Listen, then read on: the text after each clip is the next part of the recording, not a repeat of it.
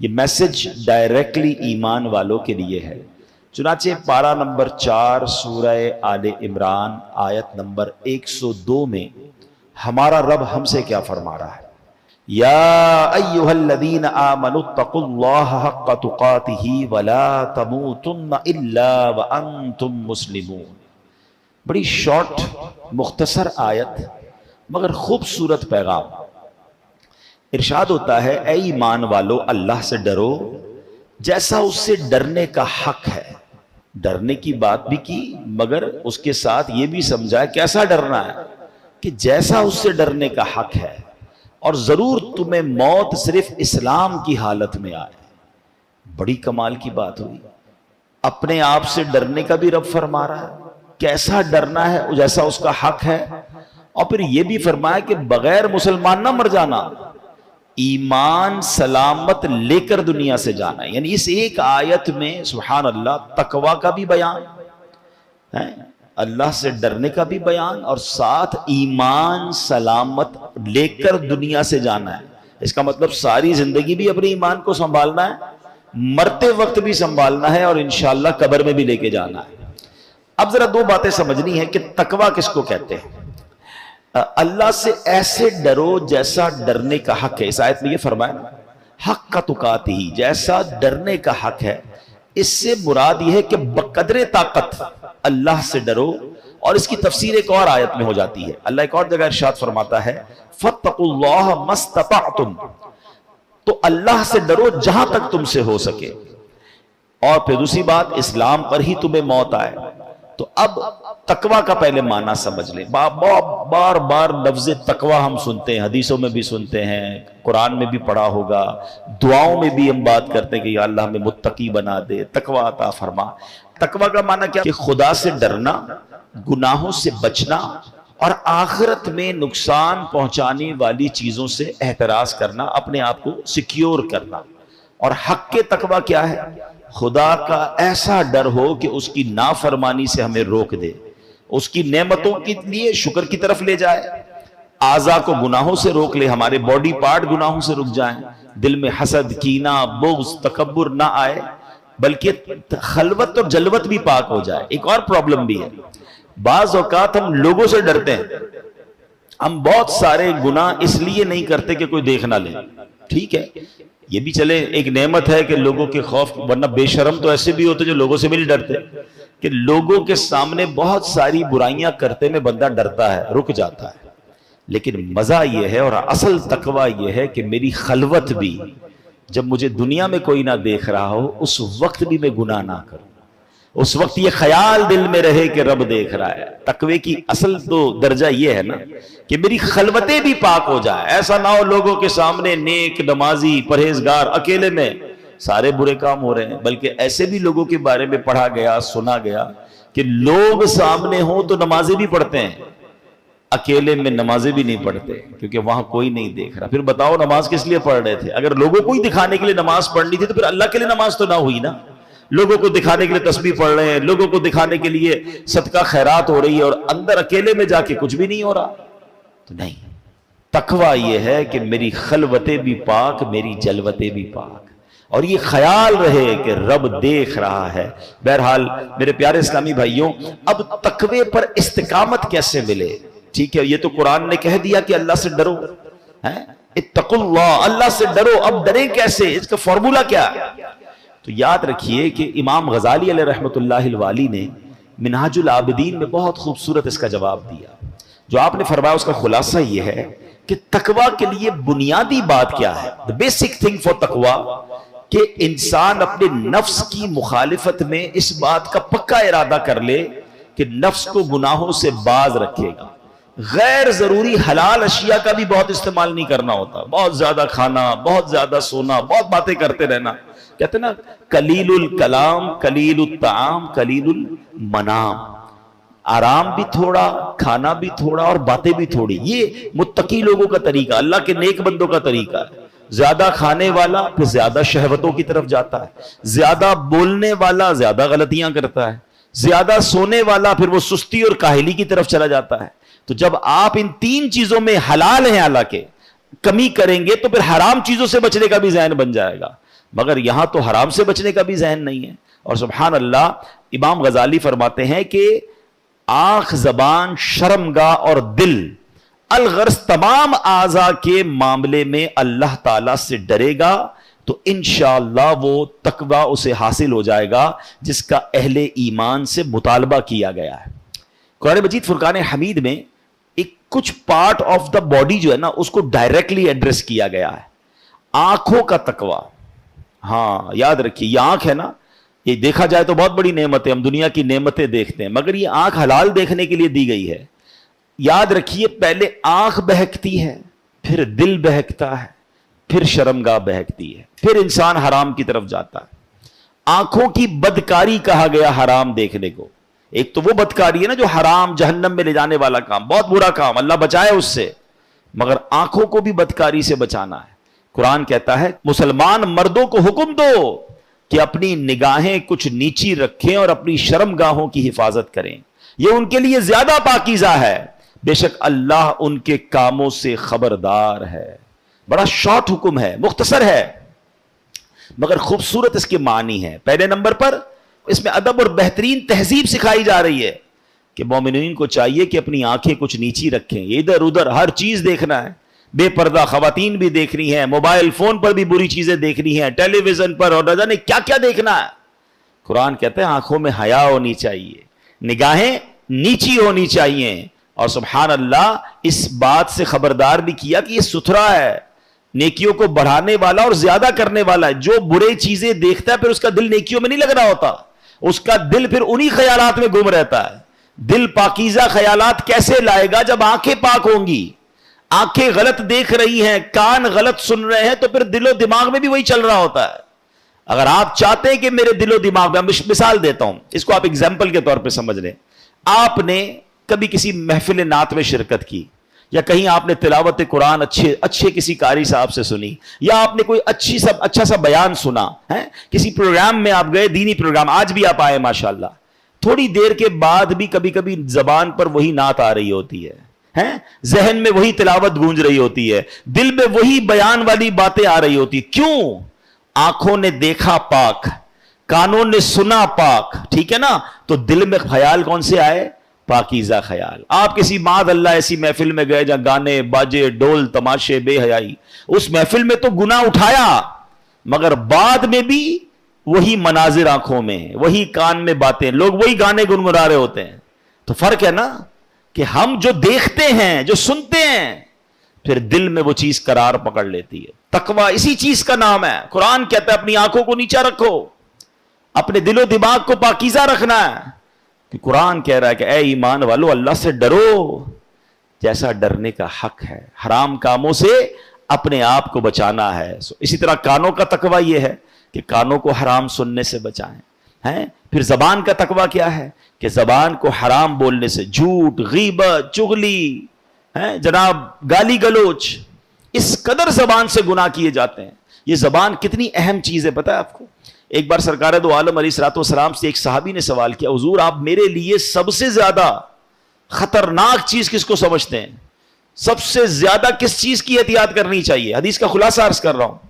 نبی پاک نے اپنی زبان کی طرف اشارہ کر کے فرمایا اسے, صبح ہوتی ہے نا, حدیث کے الفاظ ہے جس کا مضمون ہے کہ ساری باڈی پارٹس زبان سے کہتے ہیں اے زبان تو سیدھی رہے گی تو ہم بھی سیدھے رہیں گے, کیونکہ ہم تیرے تابع ہیں, اور تو ٹیڑھی چلے گی تو ہم بھی ٹیڑھے ہو جائیں گے.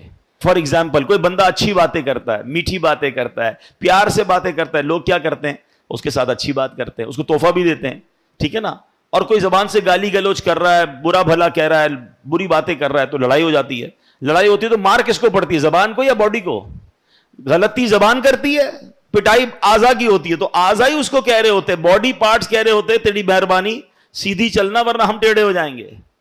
تو یہ وہ زبان ہے. آپ دیکھیں ہمارے کسی بھی باڈی پارٹ پر پہرے نہیں لگائے گئے, زبان پر 32 پہرے دار بٹھائے گئے. 32 دانت ہے, پیچھے زبان ہے, مگر وہ 32 چوکیداروں کا پہرا توڑ کر نکلتی ہے اور ایسی چلتی ہے کہ کسی کا دل توڑ دیتی ہے, کسی کی جناب گھر توڑوا دیتی ہے, کسی کی پارٹنرشپ ختم ہو جاتی ہے, کوئی بچپن کے دوست جدا ہو جاتے ہیں.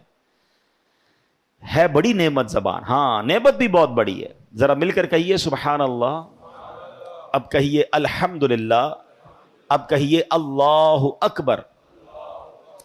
جب میں نے آپ کو یہ وظائف پڑھائے تھے تو ہماری گھڑی میں 2:43 تھے، اب بھی اتنے ہی ہیں، یعنی 1 منٹ بھی پورا نہیں ہوا، مگر بیٹھے بیٹھے ہم سب نے سبحان اللہ میرے نبی علیہ الصلوۃ والسلام کی حدیث کے مطابق 3 جنت میں درخت لگا لیے ہیں۔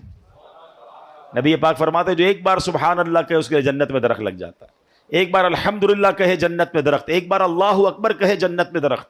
آپ درود پاک پڑھیں تو ہر درود پاک پر 10 نامہ اعمال میں نیکیاں لکھی جائیں گی، 10 گناہ معاف، 10 درجے بلند ہو رہے ہیں، زبان سے ہی نیکیاں ہیں نا، وداؤٹ اینی ایفرٹ، کوئی محنت نہیں ہو رہی، نیکیوں کا انبار لگی جا رہا ہے۔ کلمہ پاک پڑھیں، حدیث پاک میں آتا ہے افضل الذکر لا الہ الا اللہ، پڑھتا جائے بندہ کلمہ پاک، اتنی نیکیاں میں کم۔ قرآن پاک پڑھیں، ہر لفظ پر نیکی مل رہی ہے، ہر حرف پر نیکی مل رہی ہے۔ یہ وہ زبان ہے، مگر یہی وہ زبان ہے کہ جب گناہ کے لیے چلتی ہے، یہ جھوٹ بولتی ہے، تو فرمایا بندہ جب جھوٹ بولتا ہے تو اس سے اتنی بدبو نکلتی ہے کہ رحمت کا فرشتہ 1 میل دور ہو جاتا ہے۔ جب یہ زبان دل آزاری کرتی ہے تو گناہ کبیرہ ہو جاتا ہے۔ وہ کہتے نا تلوار کا وار وہ سہا جا سکتا ہے، وہ بعد میں ٹھیک ہو سکتا ہے، مگر زبان کا وار پھر ٹھیک نہیں ہوتا ہے، دل کرچی کرچی ہو جاتا ہے۔ خدا را زبان کا تقویٰ یہ ہے کہ اس کو حرام سے بچائیں۔ یہ زبان جنت میں بھی آپ کو لے جا سکتی ہے، یہی زبان جہنم میں لے جا سکتی ہے۔ اور آگے کیا فرمایا؟ مت مرنا مگر مسلمان۔ کیا کہا؟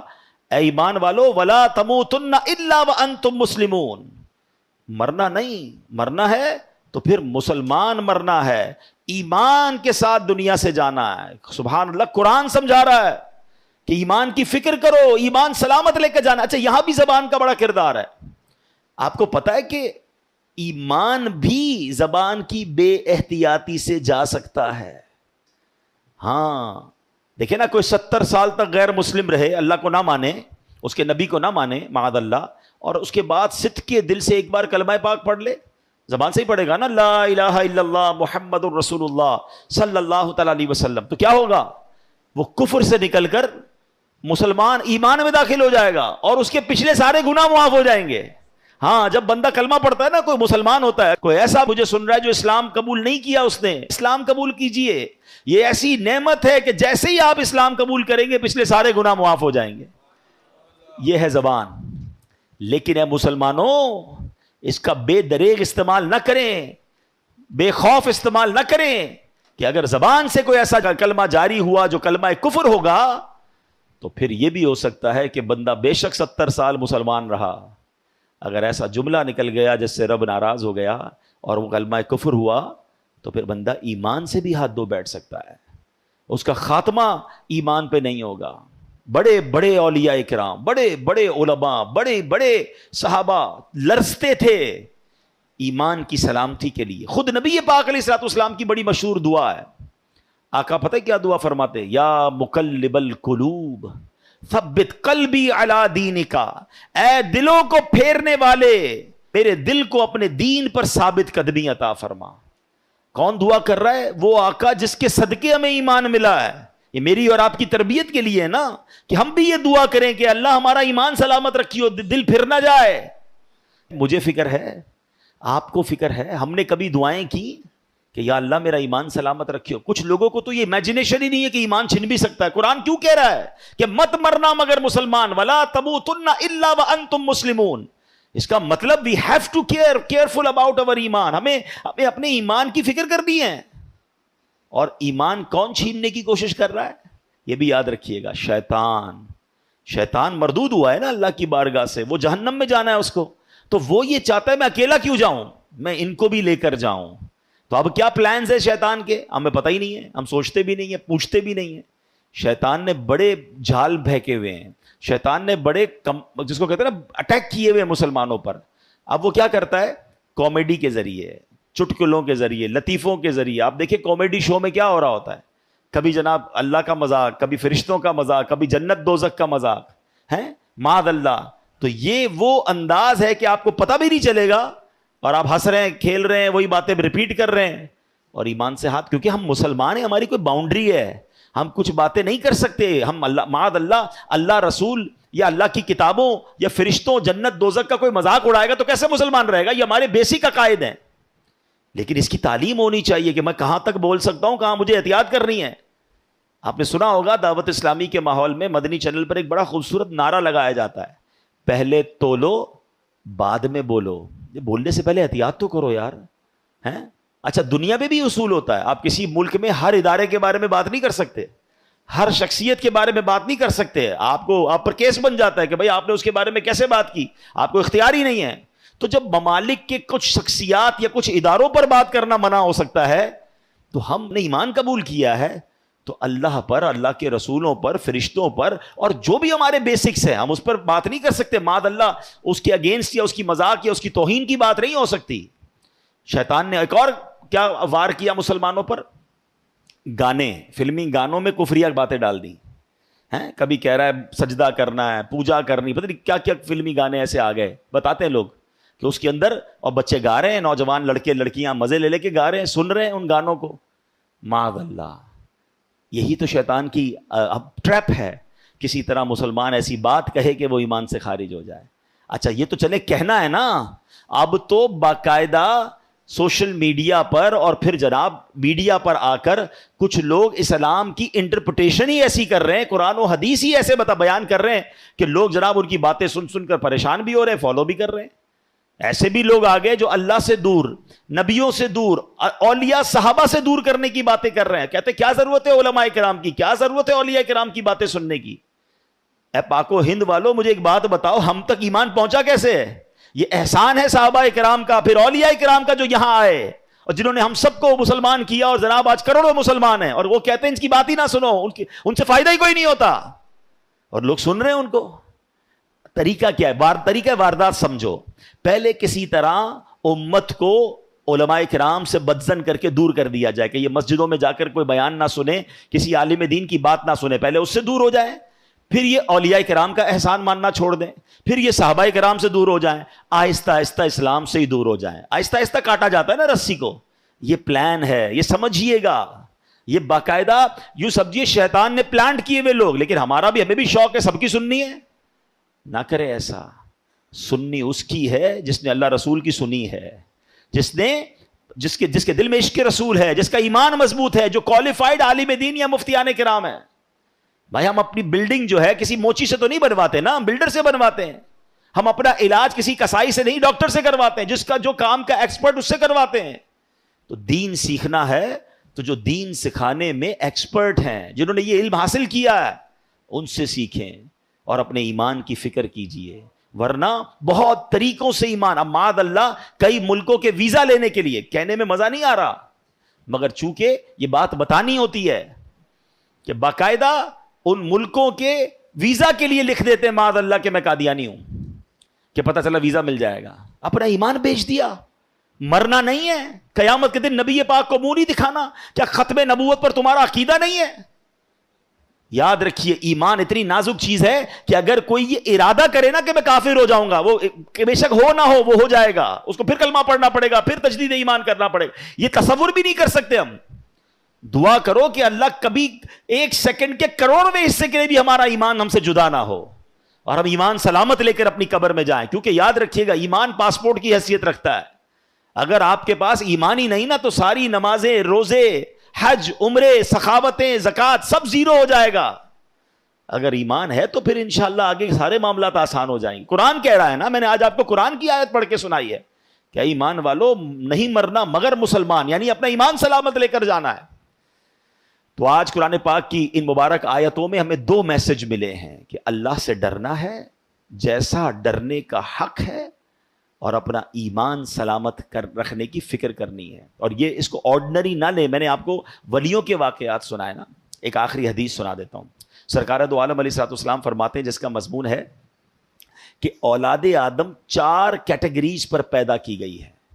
کچھ لوگ مسلمان گھرانے میں پیدا ہوئے, مسلمانوں والی زندگی گزاری, اور ان کا انتقال بھی اسلام پر ہوتا ہے. ہم اللہ سے دعا کرتے ہیں یا اللہ ہمیں اس کیٹیگری میں شامل رکھنا, کیونکہ اللہ نے ہمیں مسلمان ماں باپ عطا کیے, مسلمان گھرانے میں پیدا ہوئے, لائف بھی مسلمانوں والی گزر رہی ہے. اللہ ایمان والی موت نصیب فرمائے. نبی پاک فرماتے ہیں دوسری کیٹیگری وہ ہے کہ کچھ لوگ غیر مسلموں کے گھر میں پیدا ہوتے ہیں، ساری زندگی کفر والی گزارتے ہیں، اور ان کا جو مرتے بھی ہیں تو وہ بے ایمانی پر، کفر پر مرتے ہیں. ایسے کروڑوں اربوں لوگ ہیں دنیا میں جو مختلف مذاہب پر زندگی گزارتے ہیں، اسی میں مر جاتے ہیں. تیسری کیٹیگری نبی پاک نے فرمایا کچھ لوگ وہ ہوتے ہیں جو کفر گھرانے میں پیدا ہوتے ہیں، غیر مسلموں کے یہاں پیدا ہوتے ہیں، کفر والی زندگی گزارتے ہیں، مگر ان کا خاتمہ ایمان پر ہوتا ہے. اور یہ ہو رہا ہے دنیا میں، بڑی تیزی سے اسلام پھیل رہا ہے. تو یہ وہی لوگ ہیں نا جو غیر مسلم تھے، مسلمان ہوئے، اور انشاءاللہ اسلام پر ان کا خاتمہ ہوگا. بڑی اچھی بات ہے. مگر چوتھی کیٹیگری جو نبی پاک نے فرمائی نا، وہ بڑی ڈرنے والی ہے، سمجھنے والی ہے. آقا علیہ الصلوۃ والسلام فرماتے کچھ لوگ وہ ہوتے ہیں جو مسلمان گھرانے میں پیدا ہوتے ہیں، اسلام والی زندگی گزارتے ہیں، مگر ان کا خاتمہ کفر پر ہوتا ہے. یہ سمجھنا بہت ضروری ہے کہ ہمیں اس بات کی ٹینشن، فکر لینی ہے، دعائیں کرنی ہے، بری صحبتوں سے بچنا ہے. اچھا صرف ایسا نہیں ہے کہ یہ کفریاں باتیں کہنے سے ہی ایمان چلا جا سکتا ہے، اور بھی بہت سارے اسباب لکھے علماء نے. ایک اور سبب یہ لکھا، بری گیدرنگز، برے دوست، بری صحبتیں، گناہوں کی عادتیں. روز گناہ کر رہا ہے، روز گناہ کر رہا ہے. حدیثوں میں مضمون ملتا ہے جب بندہ ایک گناہ کرتا ہے اس کے دل پر ایک سیاہ نقطہ لگ جاتا ہے، دوسرا کرتا ہے پھر لگ جاتا ہے، توبہ نہیں کرتا پھر کرتا ہے پھر لگ جاتا ہے، یہاں تک کہ پورا دل ہی سیاہ ہو جاتا ہے، بلیک. اب اس کو ہدایت کی کوئی بات اثر نہیں کرتی. تو بتاؤ نا، جس کا دل ہی کالا ہو گیا، شرابیں پی پی کر، نماز قضا کر کر کے، جوئے کا مال، سود کا مال، رشوت کا مال، حرام کما کما کے ہیں، اب دل ہی کالا ہو گیا. ایسے لوگوں کو پھر مسجد میں سکون بھی نہیں آتا، نماز کے لیے بھی نہیں آتے، اچھی بات کرو تو سمجھ نہیں آتی. فرمایا ایسے بندے کا ڈر ہے کہ مرتے وقت ایمان واپس لے لیا جائے. اللہ ایمان سلامت رکھے. اپنی صحبتیں اچھی کریں، اپنی عادتیں اچھی کریں. گناہ ہو جائے تو فوراً توبہ کریں، گناہ کی عادت نہ ڈالیں. اگر دل سیاہ ہو گیا تو پھر کہیں ایمان ہمارے ہاتھ سے نہ چلا جائے. اللہ سے دعا کرتے ہیں کہ رب کریم اس مبارک مہینے کے صدقے ہم سب کے ایمانوں کی حفاظت فرمائے، ہمیں جب تک زندہ رکھے، ایمان کی حالت میں زندہ رکھے، اور جب آخری وقت آئے تو کلمے والی، ایمان والی، عافیت والی، اور کاش ایسا کرم ہو جائے کہ مدینے والی موت نصیب ہو جائے، جنت البقیع ہم سب کا مقدر ہو جائے، آقا کے قدموں میں، آقا کے جلووں میں ہمیں ایمان اور عافیت والی موت ملے. کیا خوبصورت ایک شعر ہے، اور وہ دعا بھی ہے کہ نجم کی اے خدا آرزو ہے یہی، عاشق زار کی آبرو ہے یہی، موت کے وقت سر ان کے قدموں میں ہو، دید ہوتی رہے، دم نکلتا رہے. الحمدللہ ایسی پیاری ایمان کی حفاظت والی باتیں دعوت اسلامی کے ماحول میں سکھائی جاتی ہیں. اس ماحول سے وابستہ رہیں. ایسے بیانات مزید سننے ہیں تو مدنی چینل دیکھتے رہیں. ہمارے سوشل میڈیا پر جو اکاؤنٹس ہیں اس کو فالو کریں. اللہ پاک ہم سب کو عمل کرنے کی توفیق عطا فرمائے. آمین بجاہ النبی الامین صلی اللہ علیہ وسلم.